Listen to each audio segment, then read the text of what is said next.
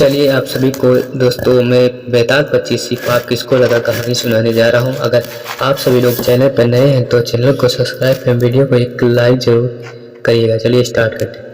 काशी में प्रताप मुकुट नाम का एक राजा राज्य करता था। उसके ब्रज मुकुट नाम का एक बेटा था। एक दिन राजकुमार दीवान के लड़के को साथ लेकर शिकार खेलने जंगल गया। घूमते घूमते उन्हें तालाब मिला। उसके पानी में कमल खिले थे और हंस किलोल कर रहे थे। किनारों पर घने पेड़ थे जिन पर पक्षी चहचहा रहे थे। दोनों मित्र वहां रुक गए और तालाब के पानी में हाथ मुंह धोकर ऊपर महादेव के मंदिर पर गए। घोड़ों को उन्होंने मंदिर के बाहर बांध दिया। वो मंदिर में दर्शन करके बाहर आए तो देखते क्या है कि तालाब के किनारे राजकुमारी अपनी सहेलियों के साथ स्नान करने आई है। दीवान का लड़का तो वहीं एक पेड़ के नीचे बैठा रहा, पर राजकुमार से रहा न गया। वह आगे बढ़ गया। राजकुमारी ने उसकी ओर देखा तो वह उस पर मोहित हो गया। राजकुमारी भी उसकी तरफ देखती रही। फिर उसने किया क्या कि जूड़े में से कमल का फूल निकाला, कान से लगाया, दांत से कुतरा, पैर के नीचे दबाया और फिर छाती से लगाकर अपनी सखियों के साथ चली गई। जाने के बाद राजकुमार निराश हो गया। अपने मित्र के पास आया और सब हाल सुनाकर बोला, मैं से राजकुमारी के बिना नहीं रह सकता हूँ, पर मुझे ना तो उसका नाम मालूम है और ना ठिकाना वह कैसे मिलेगी।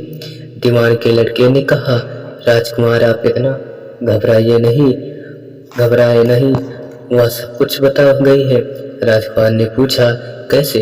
वह बोला, उसने कमल का फूल सिर से उतार कर कानों से लगाया तो उसने बताया कि मैं कर्नाटक की रहने वाली हूँ। दांत से कुतरा तो उसका मतलब था कि मैं दंतवाट राजा की बेटी हूँ। पाँव से दबाने का अर्थ है कि मेरा नाम पद्मावती है। और छाती से लगाकर उसने बताया कि तुम मेरे दिल में बस गए हो। इतना सुनना था कि राजकुमार खुशी से फूल उठा। बोला, अब मुझे कर्नाटक देश में ले चलो। दोनों मित्र वहां से चल दिए। घूमते फिरते सैर करते दोनों कई दिन के बाद वहां पहुंचे। राजा के महल के पास गए तो एक बुढ़िया अपने द्वार पर बैठी चरखा काटती मिली। उसके पास जाकर दोनों घोड़ों से उतर पड़े और बोले, माई हम सौदागर हैं, हमारा सामान पीछे आ रहा है, हमें रहने को थोड़ी जगह दे दो। उनकी शक्ल सूरत देखकर और बात सुनकर बुढ़िया के मन में ममता उमड़ आई। बोली, बेटा तुम्हारा घर है, जब तक जी चाहे में आए रहो। दोनों वहीं ठहर गए। दीवान के बेटे ने उससे पूछा, माई तुम क्या करती हो? तुम्हारे घर में कौन कौन है? तुम्हारी गुजर कैसे होती है? बुढ़िया ने जवाब दिया, बेटा मेरा एक बेटा है जो राजा की चाकरी में है। मैं राजा की बेटी पद्मावती की धाई थी। बूढ़ी हो गए जाने से अब घर में रहती हूँ। राजा खाना पीने को देते हैं। दिन में एक बार राजकुमारी को देखने महल जाती हूँ। राजकुमार ने बुढ़िया को बहुत सारा धन दिया और कहा, माई कल तुम वहाँ जाओ, तुम राजकुमारी से कह देना कि जेठ सुदी पंचमी को तुम्हें तालाब पर जो राजकुमार मिला था वह आ गया है। अगले दिन जब बुढ़िया राजकुमार महल गई तो उसने राजकुमार का संदेशा उसे दे दिया।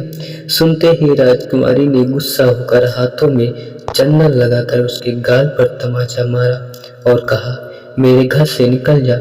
बुढ़िया ने घर आकर सब हाल राजकुमार को कह सुनाया। राजकुमार हक्का बक्का रह गया।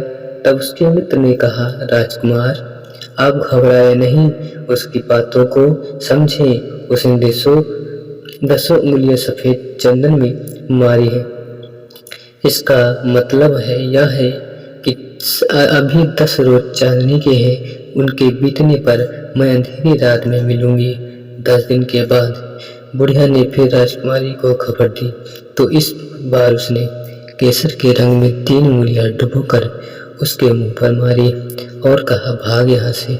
बुढ़िया ने आकर सारी बात सुना दी। राजकुमार शोक से व्याकुल हो गया। दीवान के लड़के ने समझाया, इसमें हैरान होने की क्या बात है? उसने कहा कि मुझे मासिक धर्म हो रहा है, 3 दिन और ठहरो। 3 दिन बीतने पर बुढ़िया फिर वहां पहुंची। इस बार राजकुमारी ने उसे फटकार कर पश्चिम की खिड़की से बाहर निकाल दिया। उसने आकर राजकुमार को बता दिया।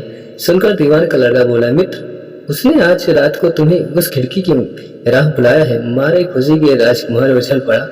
समय आने पर उसने बुढ़िया की पोशाक पहनी, इत्र लगाया, हथियार बांधे। दोपहर रात बीतने पर वह महल में जा पहुंचा और खिड़की में से होकर अंदर पहुंच गया। राजकुमारी वहां तैयार खड़ी थी। वह उसे भीतर ले गई। अंदर के हाल देखकर राजकुमार की आंखें खुल गई। एक से एक बढ़कर चीजें थी। रात भर राजकुमार राजकुमारी के साथ रहा।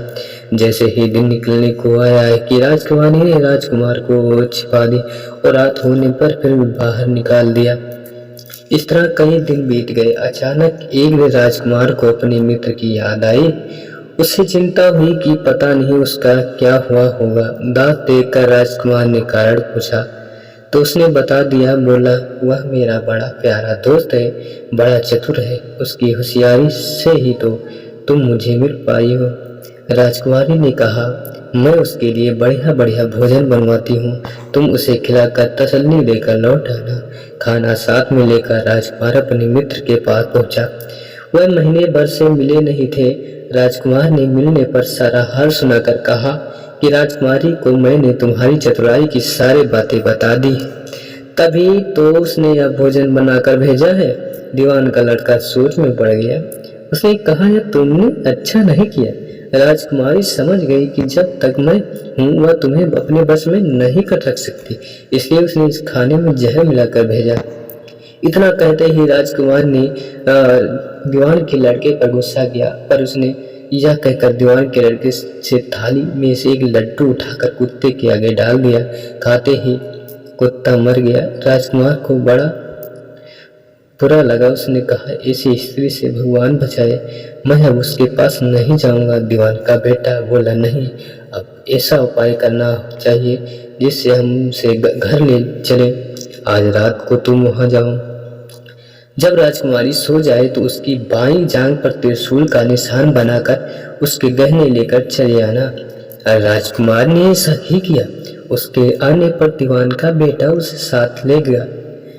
योगी का भेष बना मरघट में जा बैठा। राजकुमार से कहा कि तुम ये गहने लेकर बाजार में बेच आओ। कोई पकड़े तो कह देना कि मेरे गुरु के पास चलो और उसे यह ले आना। राजकुमार को गहने लेकर शहर गया और महल के पास एक सुनार को उन्हें दिखाया।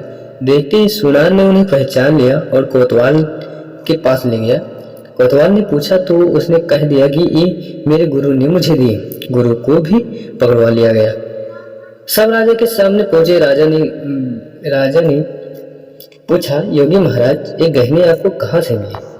योगी बने दीवान के बेटे ने कहा, महाराज, मैं मासाल में काली 14 को डाकनी मंत्र सिद्ध कर रहा था कि डाकनी आई। मैंने उसके गहने उतार लिए और उसकी बाईं जांघ में त्रिशूल का निशान बना दिया। इतना सुनकर राजा महल में गया और उसने रानी से कहा कि पद्मावती की बाईं जांघ पर देखो कि त्रिशूल का निशान तो नहीं है। रानी देखा तो था। राजा को बड़ा दुख हुआ पर बाहर आकर वह योगी को एक और ले जाकर बोला, महाराज, धर्मशास्त्र में खोटी स्त्रियों के लिए क्या दंड है? योगी ने जवाब दिया, राजन, ब्रह्मांड गौ स्त्री लड़का और अपने आश्रय में रहने वाले से कोई खोटा काम हो जाए तो उसे देश निकाला दे देना चाहिए। यह सुनकर राजा ने पद्मावती को डोली में बिठाकर जंगल में छुड़वा कर दिया। राजकुमार और दीवान का बेटा तो ताक में बैठे ही थे। राजकुमारी को अकेली पकड़ साथ ले अपने घर में लौट आए और आनंद से रहने लगे। इतनी बात सुनकर बेताल बोला, राजन, यह बताओ कि पाप किसको लगा? राजा ने कहा, पाप तो राजा को लगा। दीवान के बेटे ने अब अपने स्वामी का काम किया। कोतवाल ने राजा को कहना माना और राजकुमार ने अपना मनोरथ सिद्ध किया। राजा ने पाप किया है जो बिना विचारे उसे देश निकाला दे दिया। राजा का इतना कहना था कि बेताल फिर उसी पेड़ पर जा लटका। राजा वापस गया और बेताल को लेकर चल दिया। बेताल बोला, राजा सुनो, एक कहानी और सुनाता हूँ। तो उसने अगले वीडियो में आप सभी को एक नई कहानी के साथ बेताल पक्षी से सुनते रहिए हमारे चैनल MK स्टोरी पर।